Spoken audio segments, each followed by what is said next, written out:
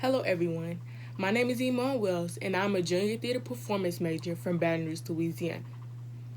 In my high school curriculum, it was important that we took a class that taught us basic life skills, such as changing diapers, cooking, taking care of our diet, and sewing by hand.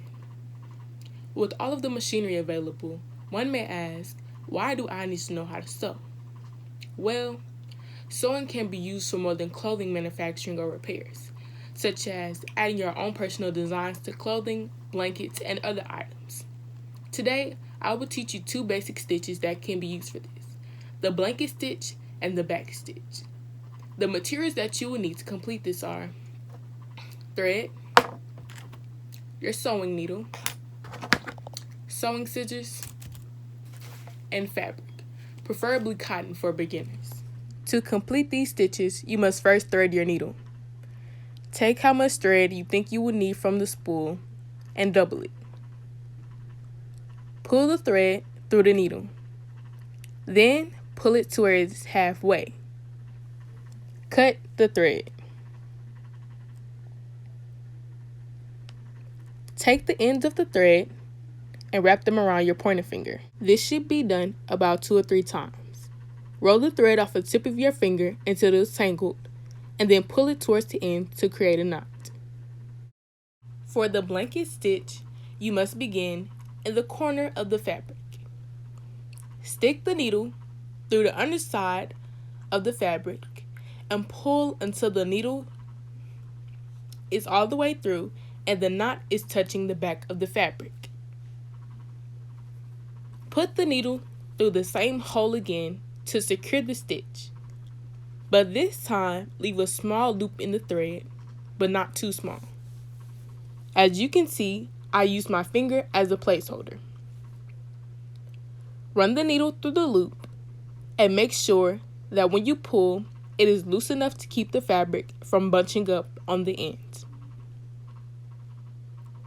This will be your first stitch.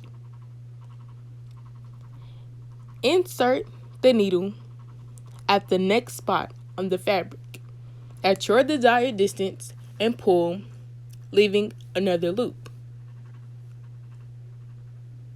Insert the needle and pull the thread until it is tight, but not too tight. Again, use your finger as a placeholder and insert the needle through the loop.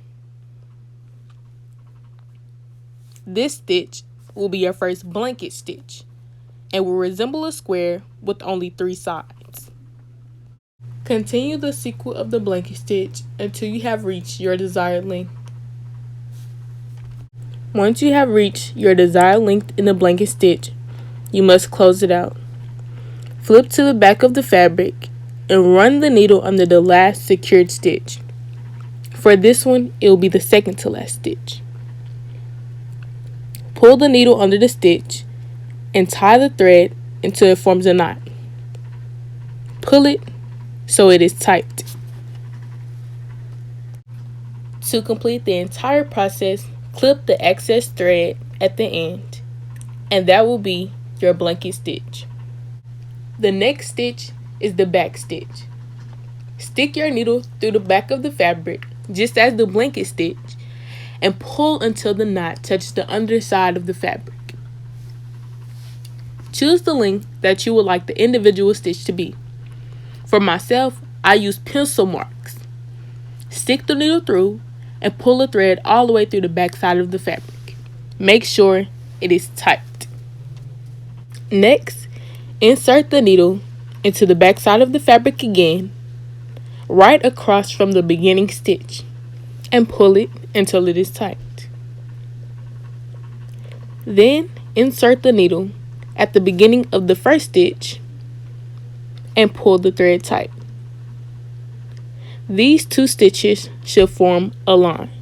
You may continue the cycle of the back stitch until you have reached your desired length.